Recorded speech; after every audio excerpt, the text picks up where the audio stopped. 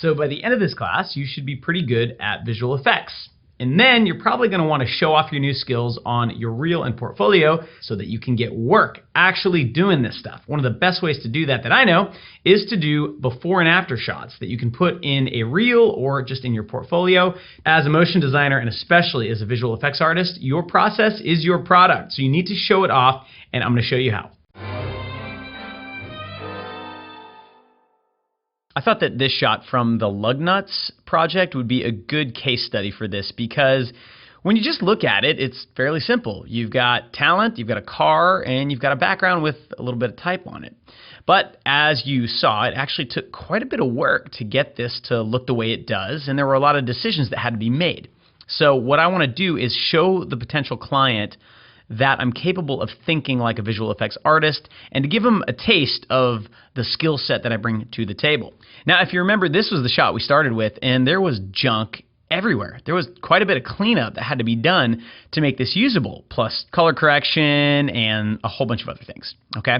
So I want to start with this shot, and I want the client to see that this was the raw material. And so what I'd like to do is sort of start by showing them that shot and have all of the pieces of this composite sort of turn on one by one. And there's a lot of them. For example, I have a light wrap down here, and if I just click to turn that off, you can see that just that little edge light, it makes a difference in the composite and how believable this is.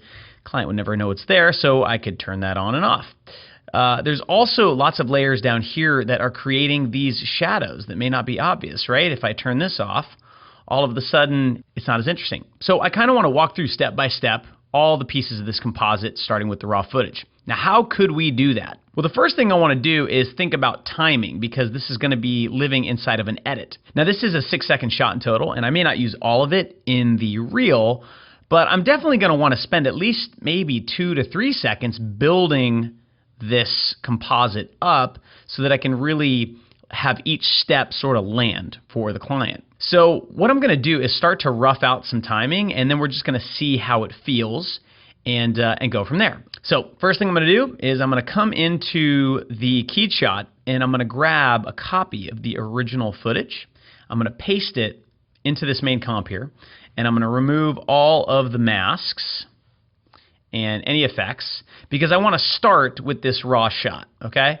And we're going to be on this shot maybe for, I don't know, a second, and we're going to sort of reveal that I've removed the green screen and all of this other stuff, and apparently we've also scaled the footage down, okay? So this can sort of be the first layer that we are revealing. And so probably the easiest way to do this, now that I'm thinking about it, is I'm going to go to this right here, this end wide shot layer. This is actually the footage keyed out, masked, all that good stuff. And maybe what I could do is I could just put a keyframe here and here for position and scale, and then I can go back to the beginning, or maybe just go back like, I don't know, 10 frames or something like that, and reset both of those.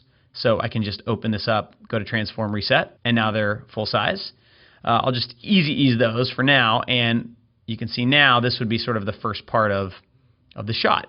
And what I could do then is come in here and say, okay, well, now I have until this point in time to basically key them out and show the client that I've done that. I want to give myself a little bit more time, so I'm going to scoot this forward like this. Then I'm going to hop in here, and what I want to do is basically reveal the fact that I've keyed this. And what I want to do is basically, sort of wipe away the background or something like that. So I'm just going to go ahead and duplicate the footage, delete all the effects on it, delete all the masks, and I can just call this original. And I know that by this point, I want it to be totally wiped off. So I'm just going to put a marker there. And I could just do something really, really simple. I could start with a mask, maybe over here, add a mask keyframe, and then come to the beginning and just do something like this. All right, so now, there we go. I have showed the client that this was a pretty gnarly keying situation, and I took care of it, okay? So I wiped that. Now, there's also some color correction and stuff like that going on here. There is a spill suppressor on this. Now, if I turn that off, that makes a pretty noticeable difference, right? So I sort of want to draw attention to that too. So maybe, a couple frames after this, that's when we can actually show that there's a spill suppressor being used here. And I assume that there is also going to be one on the talent here. There is, okay? So what I'm going to do is I am going to say that before this frame, that spill suppressor does not exist, right? So all I did there, because this was an adjustment layer, is I just made it start at this frame. And on this layer here, what I can do is I can key the suppression amount, right? And so I could go back one frame and set this to 0, and now we're sort of wiping the green away, and then we're turning that on. Now, it's not a huge noticeable shift, but there's going to be like 10 other steps, and it's going to feel like, we're sort of building to something, okay? If I come back to this comp now, we start here now. There's a whole bunch of effects on here that are affecting the look of it that I don't actually want at this point in time, okay?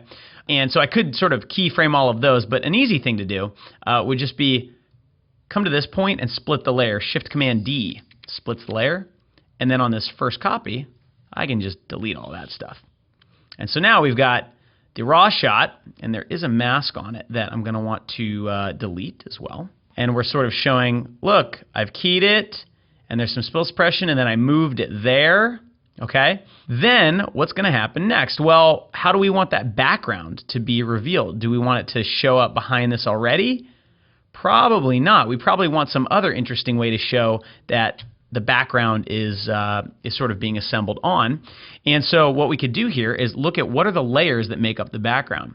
So what I'm going to do is just sort of turn off the graphics for a minute, so we just have the background to deal with. And I can also turn off the talent, and I'll turn off the shadow and all of this stuff. I just want to focus on this scene for a minute. There we go. And so I've got the fence and the cactus and some trees and stuff. I've got all of that like pretty handy. And then if I go to the background, I've got the rest of the stuff. So basically, I'm just going to put some simple keyframes on everything. I'm going to grab the trees, and I could even do those one by one because there's only 3 of them. So let's do this. So let's do cacti, am I saying that right? And fence. And I'm going to put position keyframes here. I'm going to jump forward 10 frames, put another position keyframe. All right, and then I can just go one by one and say, okay, well, that fence, I'm going to want that to drop in from the sky. And then this cactus can maybe slide over from there, and then this cactus can maybe slide over from there. All right, just use those to make it easy. Of course, if you use Flow or if you know the graph editor, you can get in there and make these a little bit slicker. Then on top of that, we've got these trees, right? And so I'm going to come here and set a marker, and then go back here, go to my next keyframe, pop in here, set a marker, just so the timing will match. So I'll put a position keyframe there, go back to this marker, and then I can just pull these all up like this so they sort of fall from the sky. And you can do this however you want. It's just making it a little bit more interesting for the client, right? The background builds on. See? Sort of showing the client that this didn't all magically appear. Now, what about the overall background? What about this? Well, the clouds are on their own layer, the ground texture is on its own layer, and you could basically just sort of build this up from scratch, which is another neat way of doing it. So let's look at the timing. We're going to start here, and maybe we could start a few frames before. So I'll come here, I'm going to set a marker, then I'll come to the end here, and maybe have it end a little bit before everything else does, set another marker there, okay? And then I'm just going to start with the clouds. So position, and then I'll go back to the original, and I'll just kind of have them float in from the top. The ground texture, I can just go forward a few frames and have it start on this frame, so it just appears. I could do the same thing with a lot of these layers, right? Just doing something very simple like this, helping it build on, is going to be nice. Now, these things are probably going to be some of the last things to appear, right? The hills, those could disappear, or they could sort of come up from the bottom, which might be more interesting. So why don't I try that? Why don't I do a position keyframe there, come forward a little bit, and have these sort of come up from the bottom. Okay? And then we've got this atmosphere, which maybe that could sort of start there, and then this could start here, and then we go back a few frames and start there. And so you're basically building up this background like this in front of your client's eyes. And I'm just going to play with the timing a little bit because I want it to sort of feel staggered and interesting.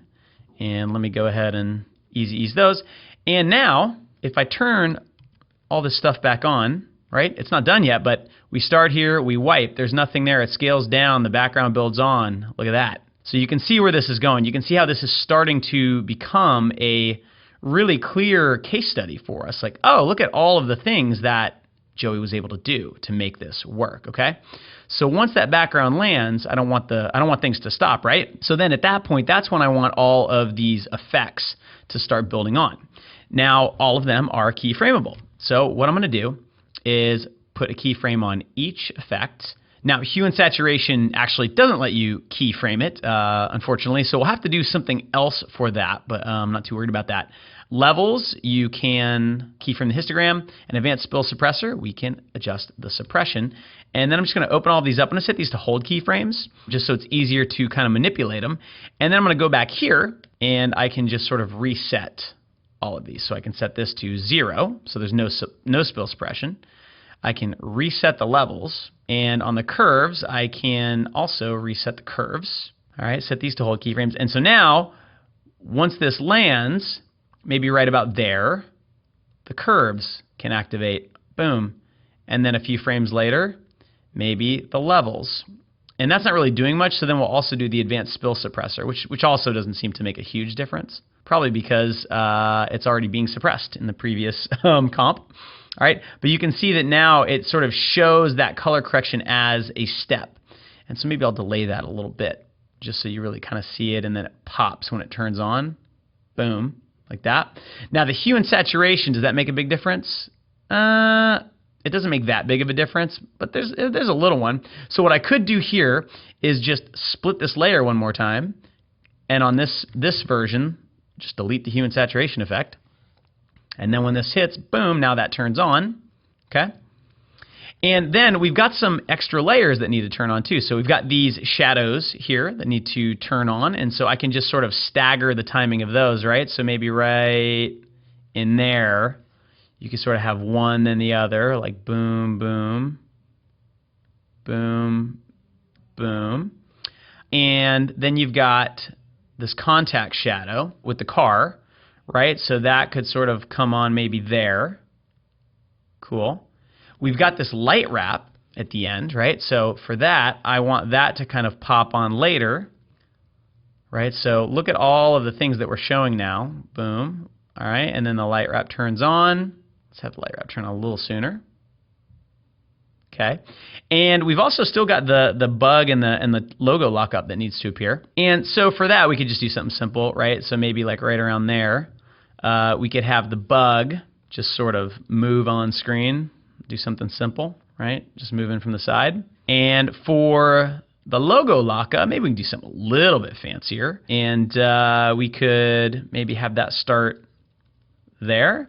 And maybe just do like a little pop-on or something like that, right? So a little trick I like to do sometimes, you know, especially since everything's sort of like jumping on and cutting on in this really kind of quick cutty way, we could just do something like this where you could put like a hold keyframe on scale and just have it, and let me make sure the anchor point's in the right place or this won't actually work, and just scale it up really big like this, and then go forward 2 frames.